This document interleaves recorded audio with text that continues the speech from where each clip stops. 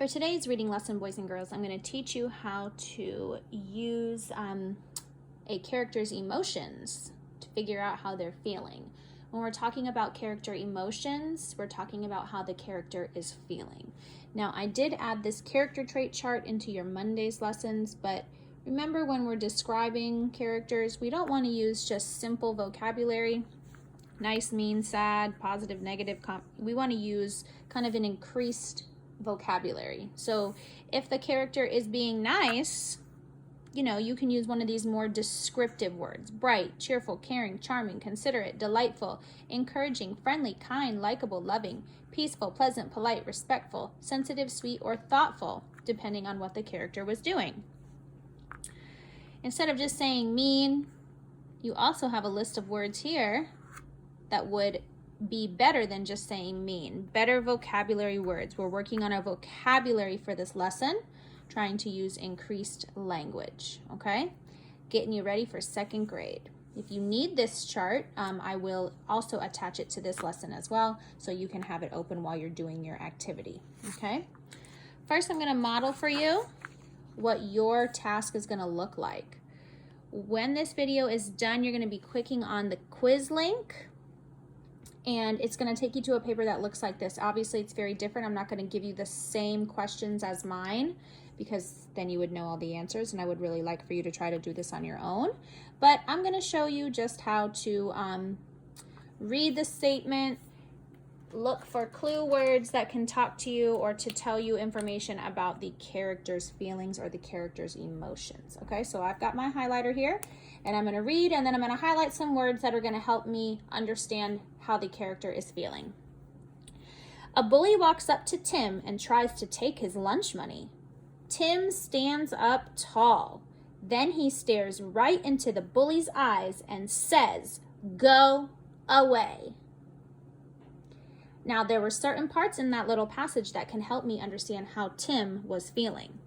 So a bully walks up to Tim and tries to take his lunch money. What does Tim do? He stands up tall.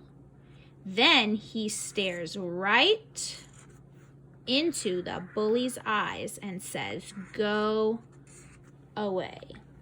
So what did Tim do here? Did Tim run away? Did Tim shy away?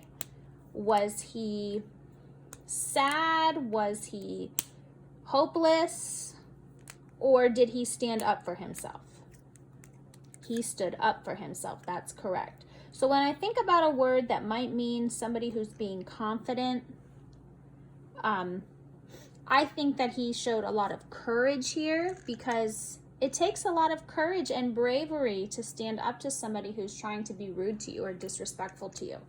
So I would say that Tim here was feeling courageous.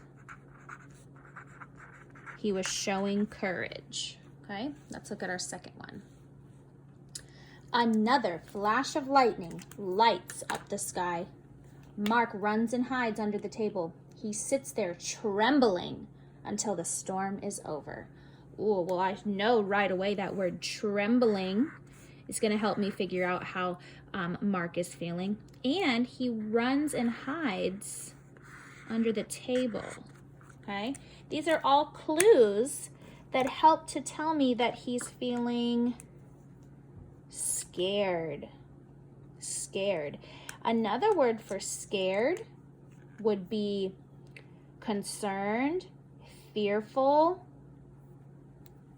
Okay, so I'm going to write the word fearful. That means scared.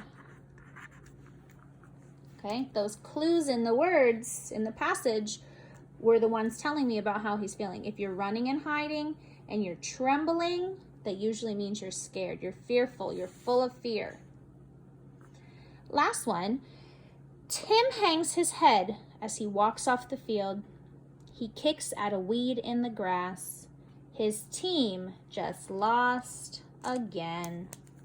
Aww, that's so sad. But we're not going to use the word sad. We're going to use a better word than that.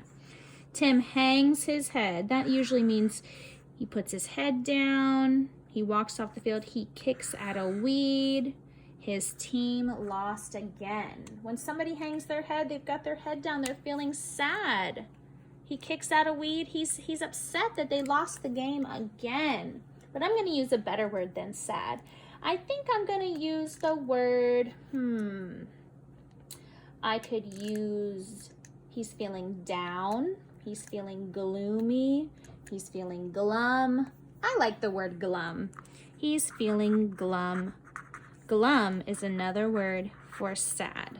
So when you go into your activity, boys and girls, you're going to click on the link and you're going to have an activity that looks just like this, okay? Your job is to select the right answer for each passage. If you want to listen to the passage, there's going to be a little microphone over here that you can press and it will read it to you. And then you can choose answer A, B, or C that matches the character's feelings. Good luck, and I can't wait to see how you do.